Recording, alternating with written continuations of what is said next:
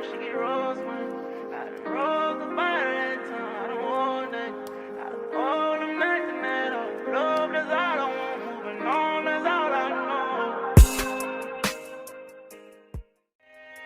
guys, the After Hours crew are back for another episode. In today's episode, we'll be tackling the issue with drugs, and I'm sure my co-presenter Connor will have more than enough to say on the matter. Thanks, James. We'll be tackling it head on, as it would seem some other broadcasters shaking their boots at the thought of it. Later in today's show, we delve into the sinister, almost comedic world of drug use in sport. That's right, and we'll be having a guest appearance from host of Talk Random podcast, Abs, to bring some professionalism to the debate.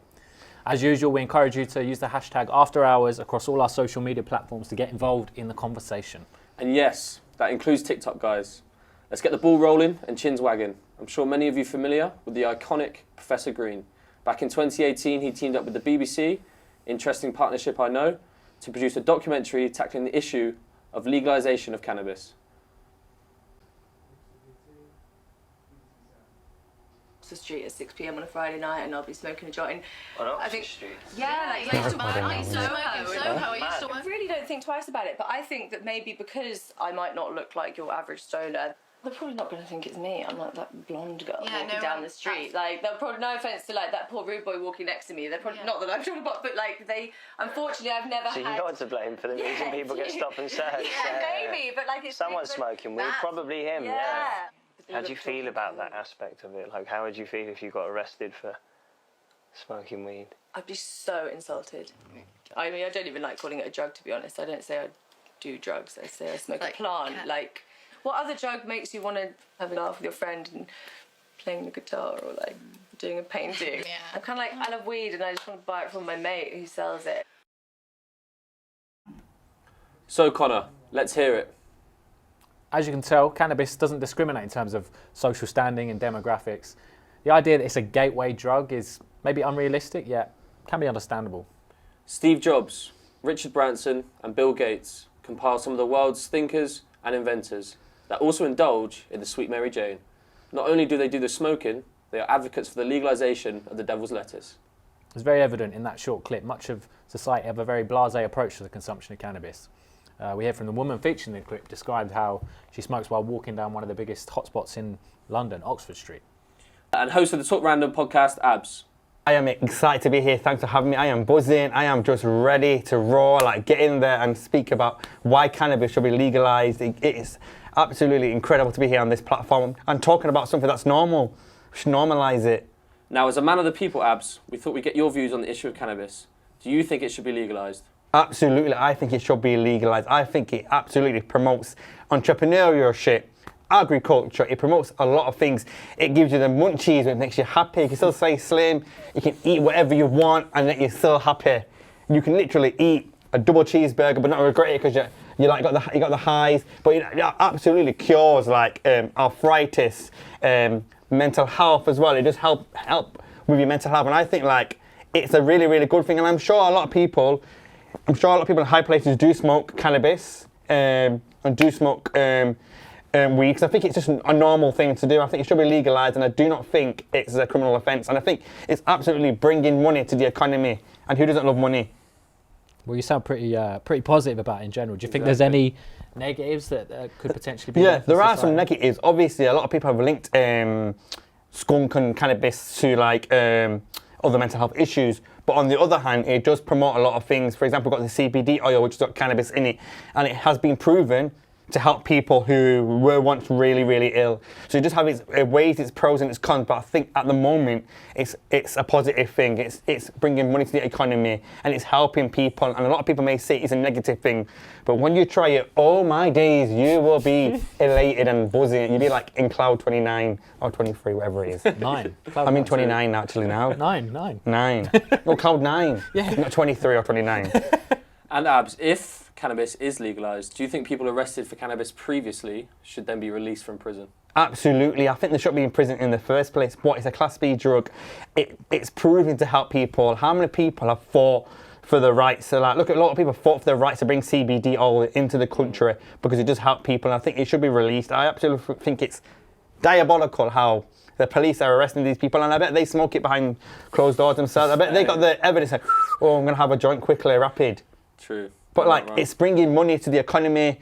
You got like different, like things like they've got haze, hash. It's all different ones, but it's bringing money and it's bringing people together, and it's making people like they do things like Happy 420 Day and everything. It's like bringing a community together, and it's making people raise awareness of like arthritis. Like, we don't want to take prescription drugs. We want to take medication drugs. Like, cannabis is a herb. It's here to help you, and the fact is that a lot of people do smoke cannabis, but a lot of people are all right with it. Me, myself, I've never smoked it, but if I was ill and I had arthritis, I'm not going to lie, I would smoke it. I would smoke a bong. And far less detrimental than alcohol. And Yes. alcohol is legal. And alcohol's a drug. Alcohol, you get like a beer belly, whereas cannabis, you don't really get a beer belly. You get the munchies, but you won't really get fat and everything. And it's making people like think logical and think, bringing money to the country, like the businessmen. How many businesses will absolutely thrive with young talent growing cannabis? It's like, basically you're a farmer, innit? Basically you're a farmer growing your own crops. It's like growing a tomato and eating a tomato. So like growing a herb, it's like eating a herb and absolutely just inhaling in it, getting in the bong. And like, I can imagine Boris being on it as well. Or Queen. I wouldn't put it past Boris. But anyway, Abs, that's all we have time for, I am afraid. Oh my days, I'm bloody excited. Sorry if I'm interrupting you. I am buzzing to be here, guys. But let's make cannabis legal. Love that, love that. Well, thanks, Abs. It's been lovely chatting to you as always. Thanks again. And now, from the Russian Olympic doping scandal in 2015, the Lance Armstrong case in 2011, and the case of Sha'Carri Richardson and her consumption of cannabis before the 2020 Olympics. Drugs and sports should be chalk and cheese. David and Goliath, yet they never seem too far apart.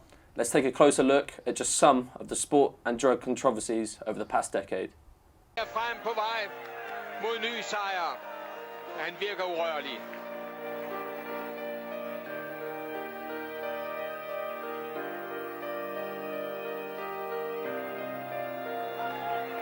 Ivan Mayo op til Armstrong. Set up a foundation that raised millions for cancer research and patients. But following a report by the U.S. anti-doping agency, Armstrong was stripped of his Tour de France titles and banned for life for doping. And after years of denials, Armstrong finally admitted to using performance-enhancing drugs in 2013. But track and field stars like pole vaulter Yelena Isinbayeva won't be going for gold at next month's Rio Olympics, despite having friends in high places. That's due to a landmark legal judgment which sided with athletics' world governing body, the IAAF, against 68 Russians, challenging a ruling which bars them from Brazil. Athletes whose national federation is suspended by the IAAF are ineligible for competition held under the IAAF rules, including the Olympic Games. The IAAF banned Russian athletes after an investigation uncovered state-sponsored doping and a cover-up of positive tests. Speaking in London today, the most famous face in world athletics said he was encouraged by the message it sent. If you cheat or if you go against the rules, then we're going to take serious action. This will scare a lot of people, send a strong message to let you know that the sport is serious. We want to clean the sports up. The decision to uphold the ban could yet have wider implications. A separate damning report earlier this week implicated Russia with doping in 30 different sports. The International Olympic Committee is now considering banning the entire Russian Olympic team. It may now have the legal power to issue a blanket ban when it meets on Sunday, but there are concerns its leadership is divided. A heartbroken Sha'Carri Richardson is earning praise today for owning up to a big error in judgment. The fastest woman in America is known for her striking looks, that flaming red hair, sometimes blonde, the long eyelashes, those manicured fingernails. Last month, she was praised for winning the women's 100-meter race in record time at the U.S. Olympic trials. To celebrate, she sprinted up the stands to hug her grandmother. Now for some more expert opinion from the sports world, football coach Josh Pinder. And now we have local professional Josh Pinder on the show to talk a bit about sports performance enhancing drugs. So Josh, how severe do you think the punishment should be for sports people using banned substances? I think context is a big thing on that. I can't remember her name, but the American sprinter who got banned for smoking a tiny bit of pot when her mum died, getting the same ban as someone knowingly taking steroids, for example, doesn't seem right. I think if there's any evidence that they took anything knowingly, then the punishment should be severe. But if there's a reasonable doubt or explanation, then it should be considered. I respect that. And then do you think the punishment should be less for those just using drugs recreationally and not for performance-enhancing reasons? I mean, definitely. Whilst it shouldn't be encouraged at all, recreational drug use may not influence performance positively. If anything, it might just be likely to impact it negatively. I think sponsors will punish the athletes by removing them as models, which can financially be a big hit for the both of them. If it doesn't affect their performance, which I imagine science can check, then it could be punishment enough. Lovely. We hope you enjoyed that lovely insight from our local expert, Josh Pinder. Great to hear from Josh. Unfortunately, that's all we have time for today. As always, a big thanks to the Robin to my Batman, Connor Mannion. Make sure you join us next time for more topics of conversation that the mainstream channels get sleepless nights over. And remember, people, drugs are bad, unless it's that sweet Mary Jane. Oh,